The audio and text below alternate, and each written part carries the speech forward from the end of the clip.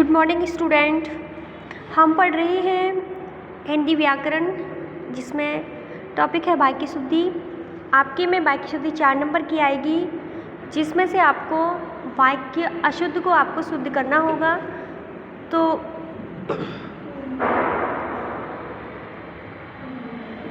इसमें आपको संज्ञा से संबंधित परेशानी हो सकती है, सर्वनाम से संबंधित हो सकती है, विशेषण, क्रिया एवं कारक आदि का शुद्ध प्रयोग करने से वाक्य प्रयोग शुद्ध हो जाता है।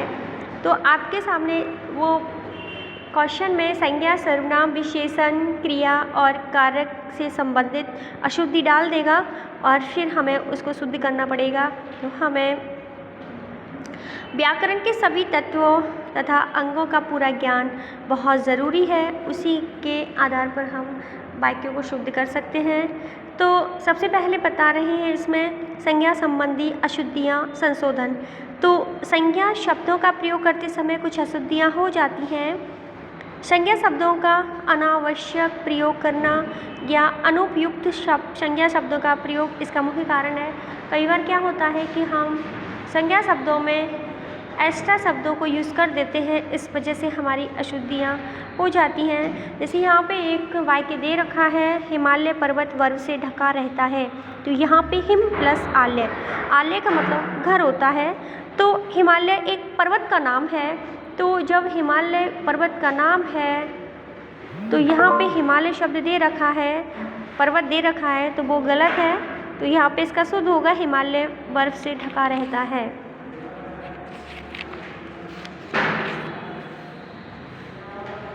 इसके बाद नेक्स्ट क्वेश्चन वो है ईदगाह नामक शीर्षक कहानी प्रेरणादायी है। इसमें ईदगाह नामक शीर्षक, तो नामक का मतलब होता है नाम। अब यहाँ पे ईदगाह नाम ही दे रखा है, तो नामक जो ये शब्द है वो गलत है, इसलिए इसमें से ये जो नामक शब्द है वो हटा दिया जाएगा। तो ईदगाह शीर्षक कहानी प्रेरणादायी है। शनिवार के दिन अवकाश रहता है, तो शनिवार यानी एक दिन का नाम है और फिर उसमें दिन शब्द और जोड़ दिया है, इसलिए जो ये दिन शब्द है वो अतिरिक्त एक्स्ट्रा शब्द है, इसको हटा दिया जाएगा। शनिवार को अवकाश रहता है। भारतीय सेना अपनी शक्ति के बल पर विजयी रही।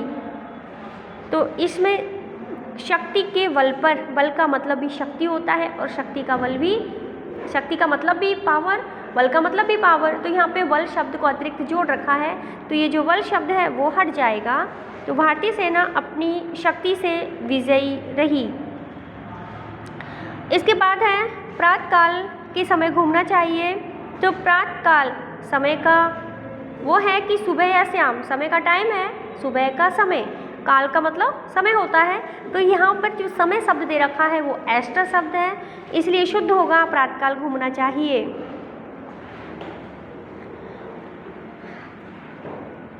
आगे है समाज में अराजकता की समस्या बढ़ गई है। अराजकता का मतलब भी समस्या ही होता है, तो यहाँ पे जो समस्या शब्द है वो एक्स्ट्रा है, समस्या शब्द को हटा देंगे। इसके बाद है मार्च 4 तारीख के दिन से परीक्षाएं प्रारंभ होंगी। तो मार्च 4 तारीख के दिन से, तो इसमें तारीख दे रखी है फिक्स, तो इसमें जो दिन दे रखा है वो एक्स्ट्रा है, इसीलिए मार्च 4 तारीख से परीक्षाएं प्रारंभ होगी, ये शुद्ध होगा। इसके बाद है मोहन 30 वर्ष की अवस्था में मर गया। तो वर्ष और अवस्था एक ही होती हैं, बुक निकालो। इसका शुद्ध होगा मोहन 30 वर्ष में मर गया।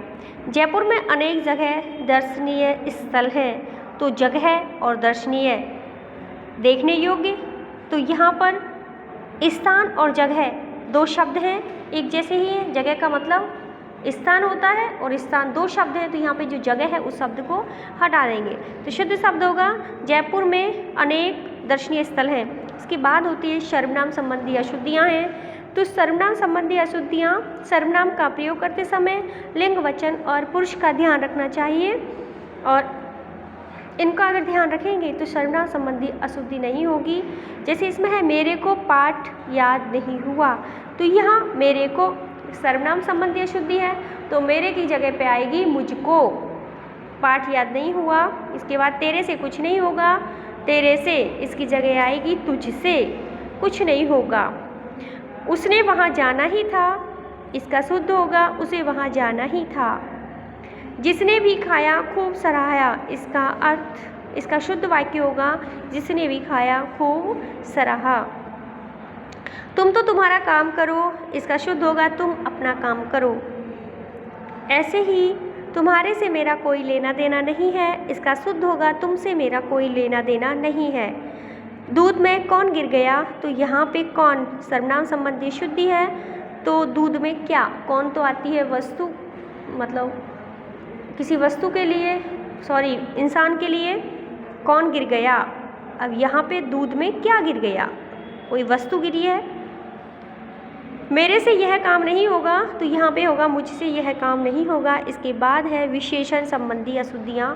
तो विशेषण शब्द अशुद्धियाँ देखो इसमें क्या है।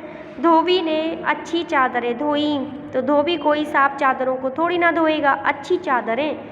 तो यहाँ पे क्या विशेषण क्या होता है, जो संज्ञा सर्वनाम की विशेषता बताता है। तो चादर की विशेषता क्या है यहाँ पे, कि चादर अच्छी। यहाँ पे ये बताया जा रहा है कि धोबी ने अच्छी चादरों को धोया है।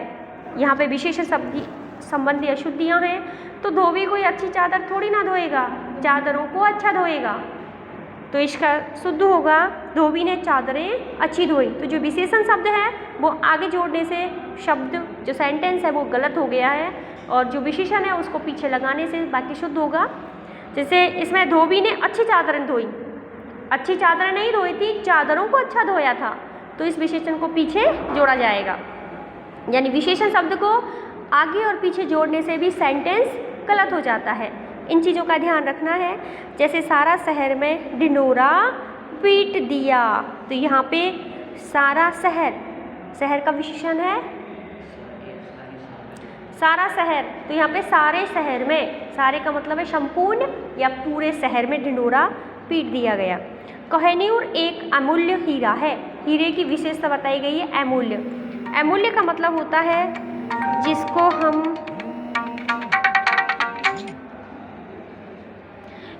मूल्य का मतलब है जिसको हम नहीं खरीद सकते हैं, लेकिन ये हीरे को हम खरीद सकते हैं। तो अमूल्य की जगह पर विशेषण शब्द जुड़ेगा बहुमूल्य। उसी तरह से महादेवी वर्मा विद्वान महिला थी। विद्वान शब्द किसके लिए आता है, पुरुष के लिए आता है, और यहाँ पे महिला है तो महिला का विशेषण होगा विदुषी। इसके बाद है क्रिया संबंधी अशुद्धियाँ। तो क्रिया संबंधी अशुद्धियों में को हम कैसे संशोधित सही कर सकते हैं। वाक्य में क्रिया का प्रयोग कर्ता, कर्म, भाव, वचन, लिंग आदि के अनुसार किया जाता है, परंतु जब इन व्याकरणिक गलतियों का पूरा ध्यान नहीं रखा जाता है तब क्रिया संबंधी अशुद्धियाँ हो जाती हैं। तो जैसे है सेठ के 2 पुत्र और 2 पुत्रियाँ थे, तो यहाँ पे लास्ट में पुत्रियाँ, यानी लास्ट में स्त्रीलिंग शब्द आया है, तो यहाँ पे थी आएगा। सेठ के 2 पुत्र और 2 पुत्रियाँ थीं। बालक दूध खाकर सो गया, दूध को खाया नहीं जाता, पिया जाता है, तो खाना खाकर, यानी क्रिया संबंधी अशुद्धि है, तो खाकर ने क्या आएगा, पीकर सो गया। यह काम आप पर निर्भर करता है, यह काम आप पर निर्भर करता है, इसका शुद्ध होगा यह काम आप पर निर्भर करता है, निर्भर है, सॉरी, यह काम आप पर निर्भर है। उसके बाद है खेतों की फसल सूखी पड़ी है, सूखी पड़ी है नहीं बल्कि खेतों की फसल सूख गई है। डॉक्टरनी ने दवा लिख दी, दवा लिख दी, ये आएगा डॉक्टरनी ने दवा दी। वह गालियाँ निकालता जाने लगा, तो गालियाँ बकना होता है, निकालना नहीं होता है। निकालना कोई अलमारी से थोड़ी ना निकाल रहा है, बकना, तो गालियों को बकता जाने लगा। वह कंबल